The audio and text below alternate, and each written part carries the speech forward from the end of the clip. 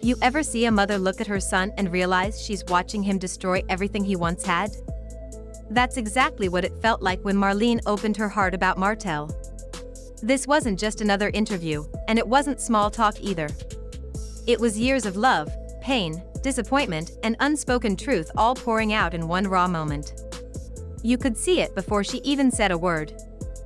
Her face carried a heaviness that strangers could never understand, a kind of heartbreak that only comes from watching your own child lose his way.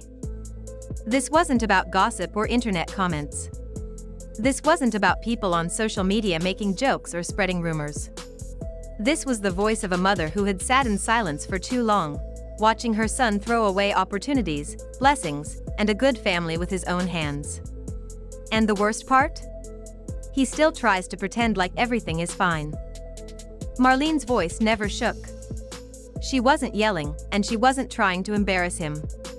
But every word came out heavy, full of weight you can't fake. She spoke about Melody, not like she was just an ex-daughter-in-law, but like she was the daughter she still wished she had at home.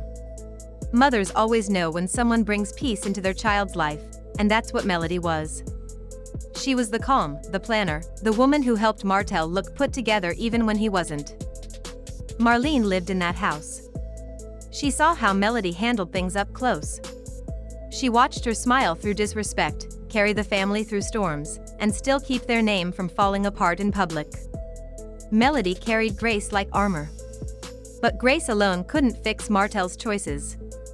And now, Marlene is forced to watch her son keep repeating the same destructive patterns with someone who, in her own words, brings nothing but chaos. Arion isn't just the other woman in this story. She's the constant reminder of every wrong turn Martell chose when he had a clear, blessed path already laid out in front of him.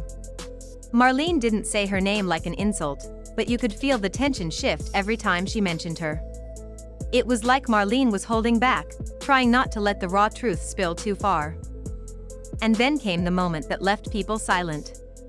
She called Martell's relationship with Arion an incident. Not love. Not a serious relationship. Not even a mistake that could be forgiven. Just an incident. That word carried more weight than 1,000 angry rants ever could. An incident means damage, regret, something you never meant to happen but can't undo. That wasn't shade, that was grief. It was the voice of a mother who had prayed at night for her son to turn around, only to wake up and realize the truth had been in front of her the whole time. The saddest part? Marlene isn't even angry at Arion herself. She's angry at what Arion represents. A life that was never meant for Martell. A relationship that pulled him off course, away from his purpose, away from his family, and away from the legacy he once dreamed of building. Marlene has watched her son lose everything.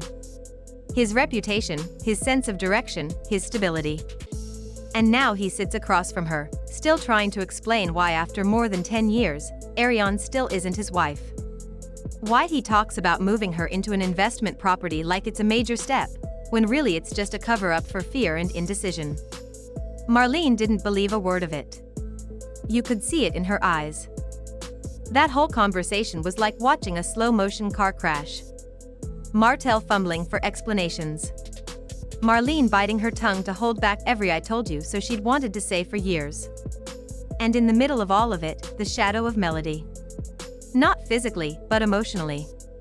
Her presence still hangs in every part of that family's story. Marlene remembers the holidays with Melody at the stove. She remembers the laughter, the teamwork, the unity. And now, all that's left is court documents, social media drama, and a son who doesn't see how far he's fallen. Martell knows he messed up, but he still tries to sell this idea that he has things under control. His words sound rehearsed, like he's practicing lines to convince himself more than anyone else. But Marlene isn't fooled. A mother can see through the front. She doesn't need excuses, she feels the truth every time she sees Melody glowing and thriving while her son is stuck spinning in circles. The contrast is painful. Melody is thriving in quiet strength. Signing new deals, making moves, standing tall with grace. No shouting, no messy drama, just growth. Meanwhile, Martell is juggling custody battles, unfinished projects, and relationships that lead nowhere. Marlene tried to explain it gently. There's a difference between loyalty and growth. Yes, Arion has been around for more than a decade, but time alone doesn't mean value. You can sit in the same place for years and still never move forward. That's what frustrates her most. Martell calls it loyalty, but to Marlene it looks like quicksand, dragging him deeper and deeper instead of lifting him higher. Then there's Maverick, her grandson. Marlene clearly loves him. That part is never in question. But the heartbreak is written all over her face when she speaks about him. Because Maverick isn't just a child, he's a symbol.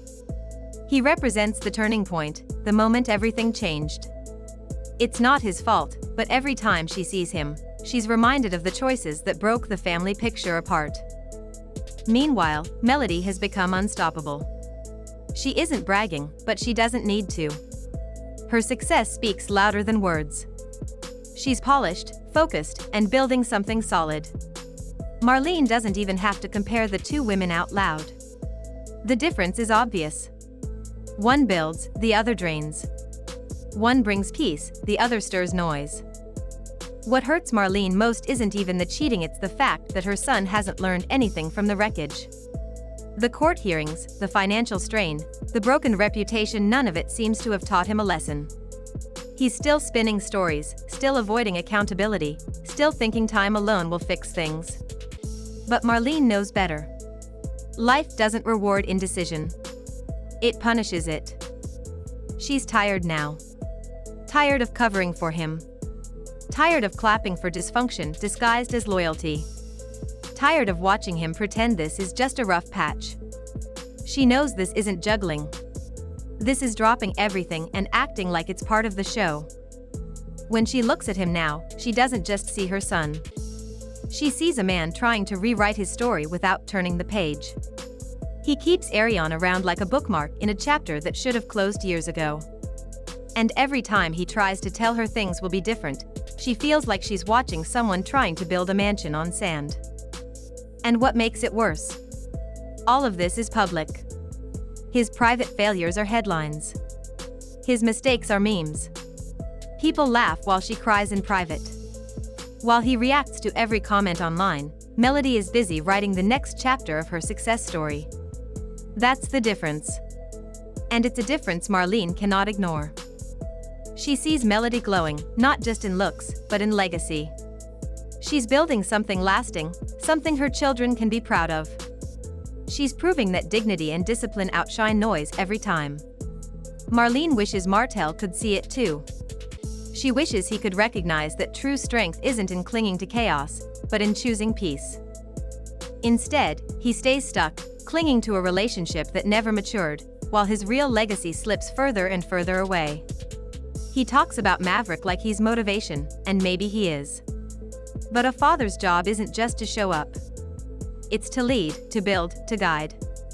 And right now, Martell's compass is broken. The pain in Marlene's voice isn't bitterness. It's clarity. She's done cushioning his fall. She's done hoping he'll wake up overnight. She knows some lessons only sink in when life hits hard enough. Martell still has time. That's the part that hurts the most. The door hasn't fully closed. He could still turn things around. But every choice he makes now decides whether he rises again or keeps sinking. And Marlene, she'll always love him. But she refuses to clap for chaos anymore. She has spoken her truth. And now it's on him. At the end of the day, this isn't just about Martell. This is about a cycle that so many families know too well. A son with all the tools in his hands, but who lets pride, ego, and bad choices steer him off course. A mother who once dreamed of watching her child build a future, now left watching him try to patch up the ruins of what could have been. And a woman, Melody, who walked away, not because she stopped caring, but because she finally cared enough for herself to let go of what was breaking her. Marlene's words hit different because they don't come from gossip or anger. They come from a mother's truth. A truth that says, I love you, but I won't lie for you. I see what's happening, and I refuse to pretend it's okay. That's not betrayal. That's real love.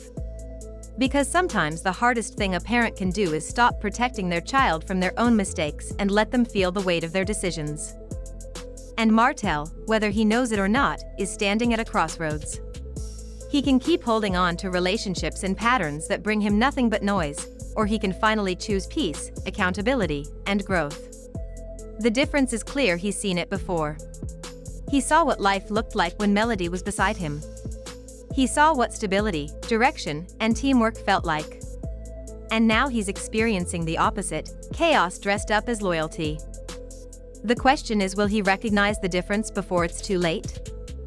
What makes this story hit even harder is that it isn't just Martell's battle, it's a generational one. His kids are watching. Maverick is growing up in the middle of all this. And while children don't always understand the details, they feel the energy.